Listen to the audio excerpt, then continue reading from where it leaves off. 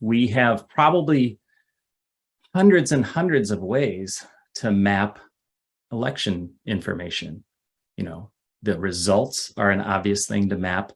How close the results are, turns out that's what campaign managers get paid to sweat about.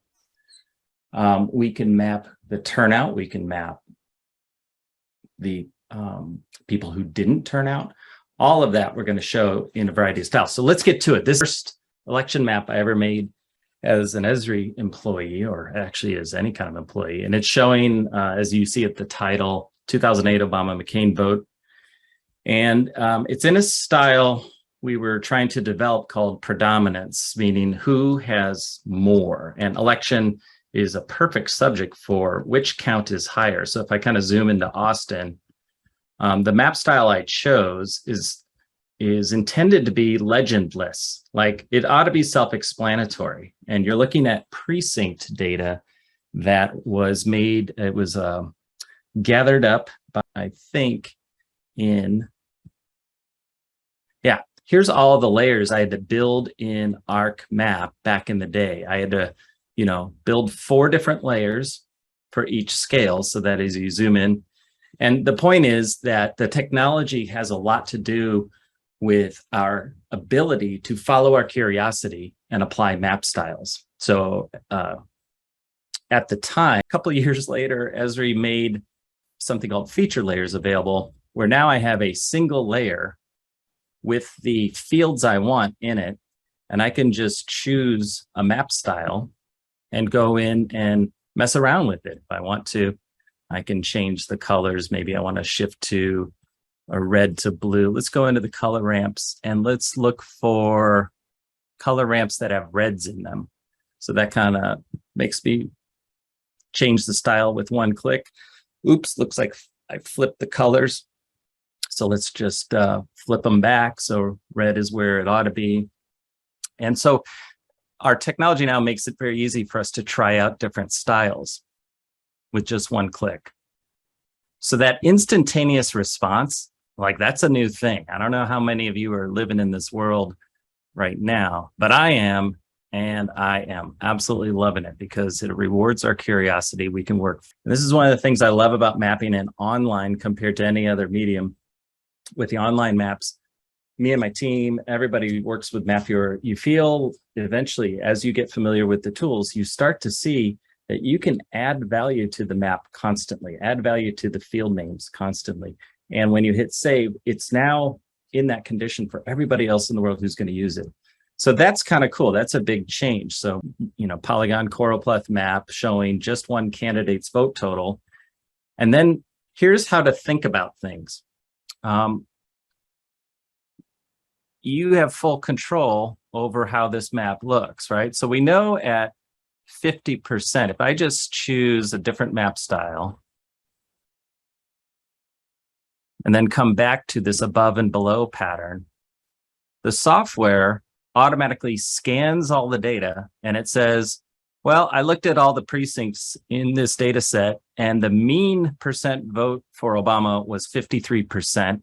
And one standard deviation away below it was 32, and one standard deviation above it is 75. So this map is currently reflecting, let's flip the colors. This map is currently reflecting just what the data is saying. We're letting the campaign manager, I'd set it at 55 and 45, because campaign managers worry about where the vote is close. So all the darker red, darker blue, they're now standing out. Got all these map styles. You could do a dot density version of this precinct vote.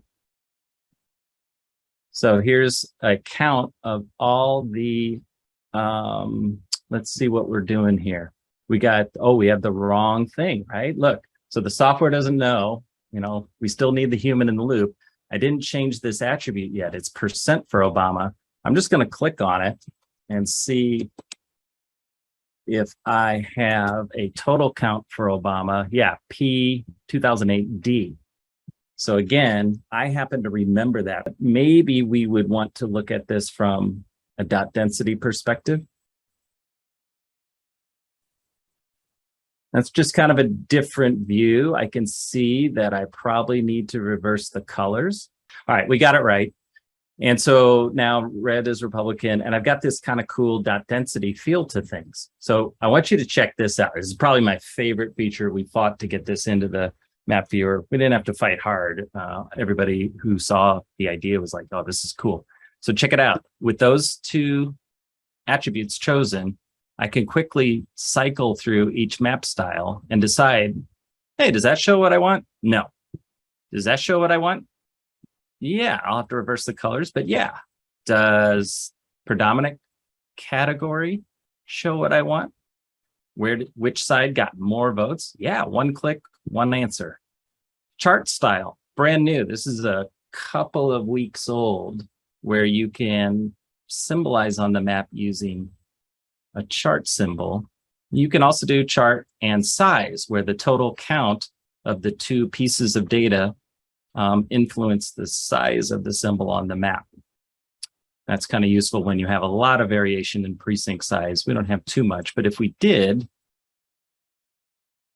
chart and size, we would go in and we would say, look, the size range of the symbols is from 14 to 74 points. I'll leave the 14 alone, but I think I'll make these 120 pixels, and we get a little bit bigger symbol for like some of these down here.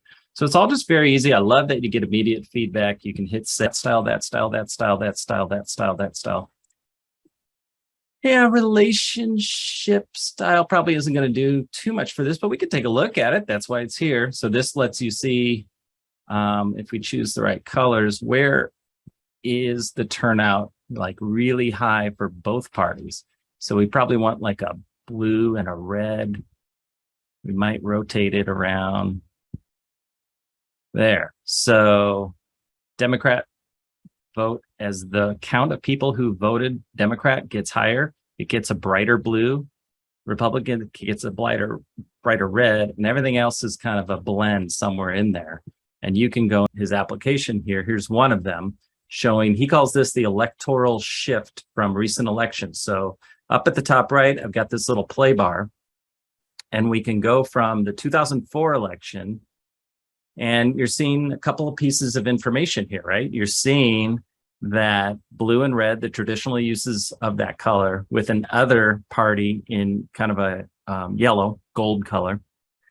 And I actually suggested to Christian, you might use an arrow that leans left or leans right as part of the symbology. It might be interesting to see what that does. So he tried it out, and that's the fun of trying out online maps. It doesn't take much to try it out. So just look at the difference between 2004 election and 2008 election. Notice all the kind of yellow over here in Ohio, northern Missouri.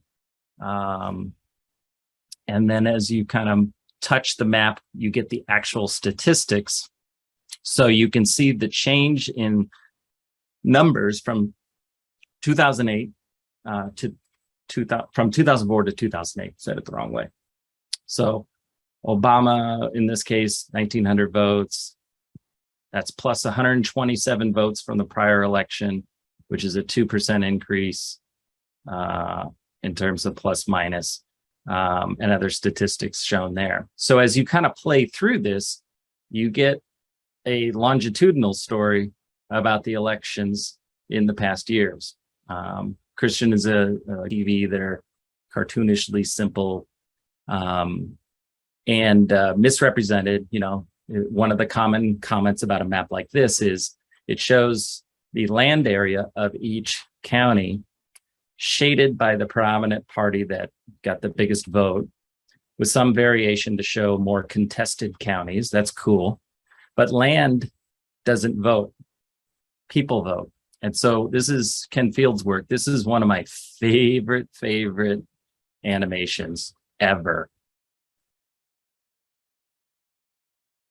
I just love this. This is a map. I'll do it again just for the effect that when you take this view of the world, you get one piece of information. When you add the actual count of votes in each county, now you kind of understand a little bit more about how some rhetoric out there is in need of clarification, to say the least, from our maps.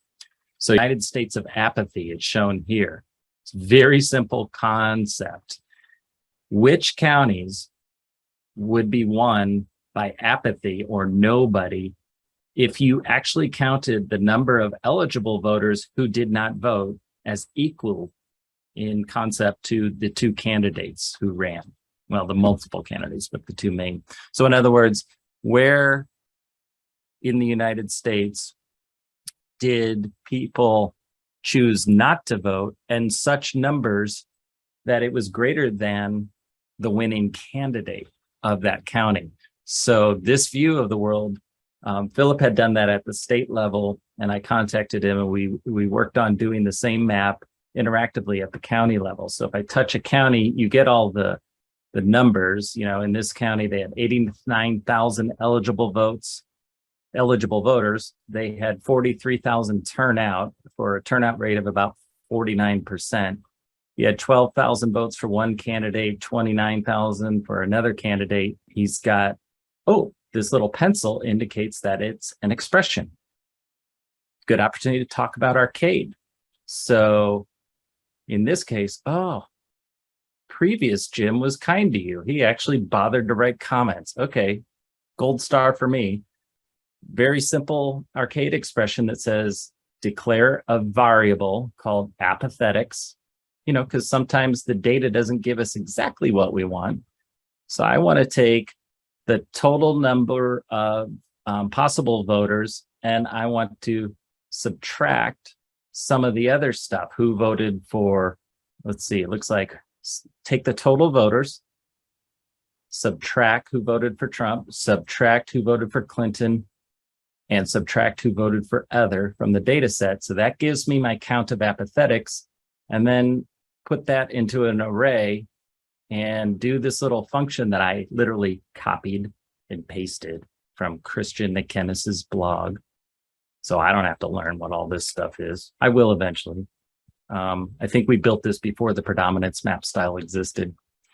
And then return some logic. So if none, otherwise return whatever category had the maximum. So as a result, now we just have that number available to map. And so I wanted you to just kind of see, it's your map at this point. You open it up, you can do whatever you want to it. You can change the label.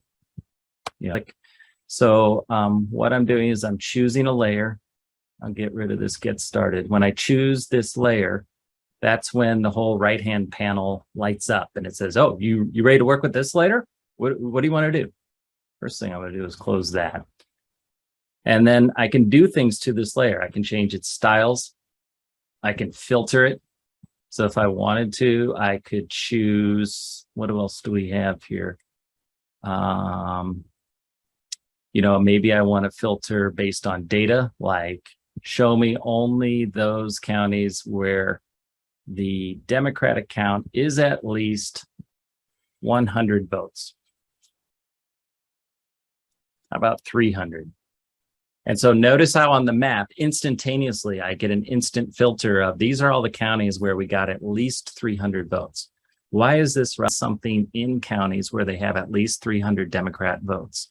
And then they may pivot and say, yeah, but I might want to, you know, look at what were the totals for the governor's race. You know, show me where we had at least 300 votes in the governor's race. So the person who's very facile with the data, in my case, I happen to remember there's a field called governor Republican vote for 2008. But as we talked about before, what should I do if I want to share this knowledge with others? I should go in and fix the alias, right? I should say governor's Republican 2008. So I know you're sitting there going, why is he hammering on this? Well, because the maps we make, when we do this, we find they get used more. They flow into dashboards. They flow into story maps because we're making things that are, in effect, self-explanatory, or as much as can be done with mapping. We can do effects on this layer. What's going to be a cool effect? We could bloom the whole layer. Oh, that looks horrible. We could do a drop shadow. So it's just on the edge of the entire polygon. You can kind of see it there. It's not too exciting. Here's one that's really cool. I can do a feature specific effect. So using my example from before, let's find all those counties where we had at least 300 votes for one party.